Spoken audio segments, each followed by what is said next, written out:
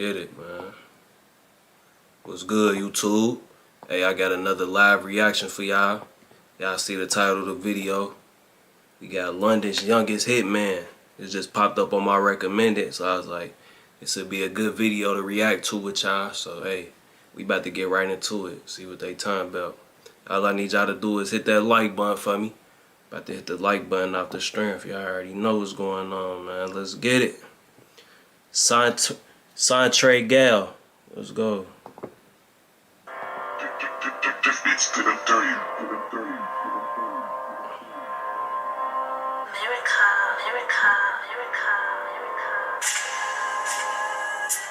It's like a shotgun knowing London.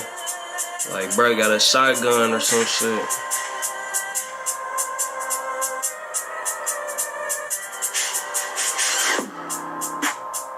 What's up guys, it's Kid Nerd here, and today we're looking at the story of London's youngest hitman. The story of Santre Gayle, who hit national news after murdering a young mother right at her doorstep. Before we get into the video guys, please don't forget to subscribe and like, and also turn on post notifications. Damn.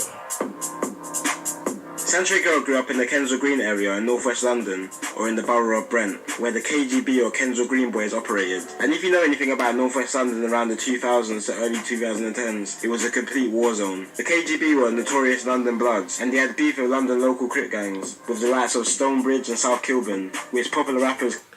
Hey man, let me know, how y'all got Bloods and Crips in London though, bruh?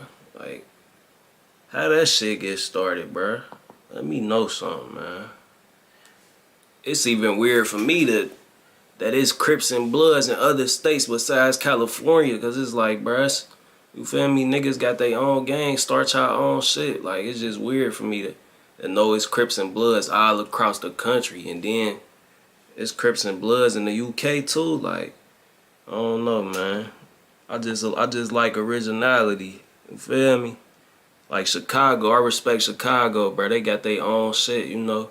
GDs and BDs and all that shit. They ain't got Crips and Bloods. They started their own shit. But let me know how they get Crips and Bloods in the UK, bro.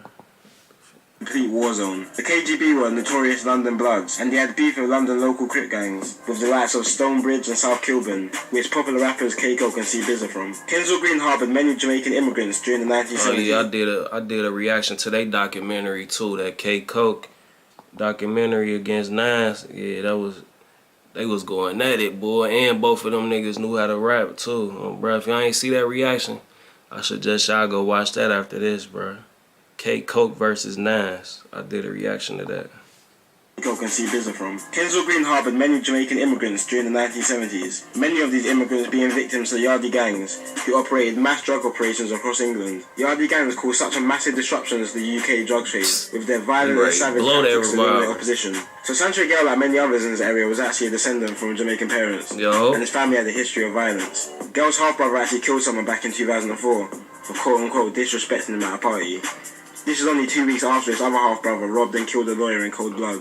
His dad abandoned his family for pretty much all of his life. Oh, that shit was already in his blood. He was built to step, huh? He said his brother caught a body and his daddy.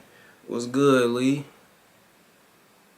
His brother killed somebody at a party for disrespecting him. I wonder what he did. Probably stepped on his shoe or some shit and he blew him down. Weeks after his other half-brother robbed and killed a lawyer in cold blood. His dad abandoned his family for pretty much all of his life, and his mother was never home and pretty much lived her own life. So Gayle was pretty much left to fend for himself from young. That's how that shit be. Not to mention he was also... how that shit... My bad for keep pausing though, but that's how that shit start, bruh. It all start with your family, bruh. If your mama on drugs, she ain't around, the daddy in jail, you feel me? That's a bad recipe, bruh. For real. That's how niggas end up turning into killers, for real. Just not having a good family structure. Home and pretty much lived her own life.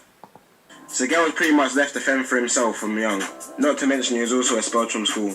Growing up in poverty and having no adult guidance, Gayle was a perfect target for local gangs, and was introduced to the KGB gang from young. So if you're not from London, or this is kind of universal actually, so if you're from any type of estate or projects they call it in America, just imagine being born with next to nothing, with no real goals in life, and constantly seeing what they will call olders in the area with flashy cars and nice jewelry. It makes sense why a lot of young people like Gayle are groomed into joining these gangs. And unfortunately... Hold on, bro said something in the comment. He said, Put Marvin Herbert surviving a shot to the face after this.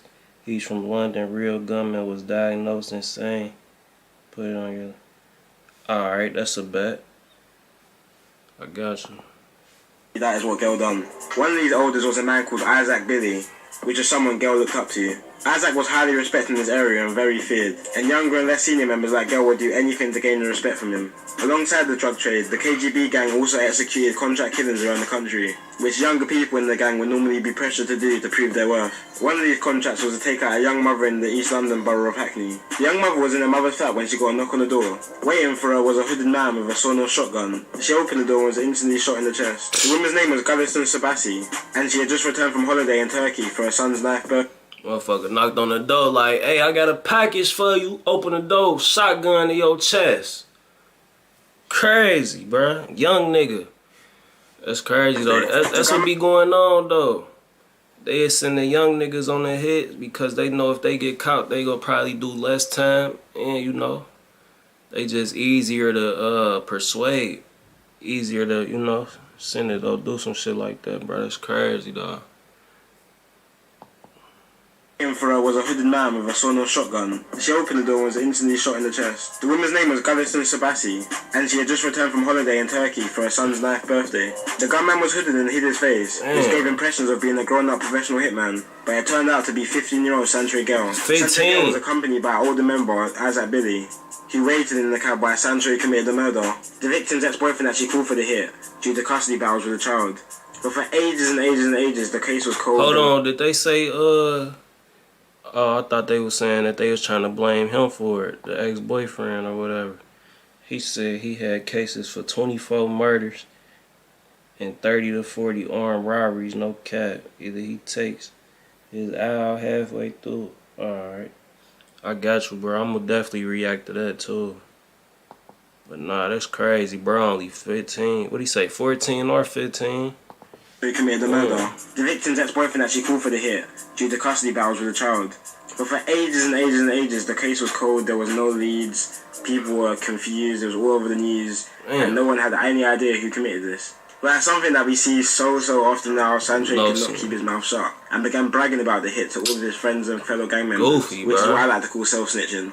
Which is what we see in a lot of these drill videos where people go into these videos and say, bruh, if I know that I just killed somebody's mama that ain't had nothing to do with me, knowing, and I think she was white too, bruh, what?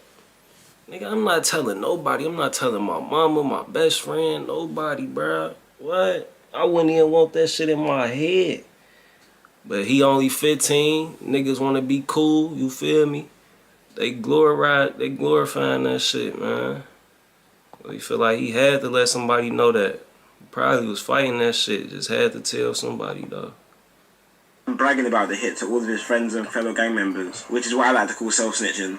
Which is what we see in a lot of these drill videos where people go into these videos and say, I killed this person, or I shot this person, I stabbed this person. A pack, he's dead. Thumbs got put in a pack, he's dead. Abs got put in a pack, he's dead. Stumps got put in a pack, he's dead. S1 got put in a pack, he's dead. Damn, I ain't hear that song. How's he alive when I fucking which, you know, this has been used against a lot of people in the court of law. One person that he told was 19-year-old Ryan Hatunga, who then told authorities and ended up testifying against him at court. Santre, hold on, bro, what? See, that's what I'm saying, bro. You think niggas solid? You think niggas be your friends? He obviously told dude because he thought that dude was somebody he could trust that wasn't gonna say nothing. And this nigga told the police. Psst, that shit crazy.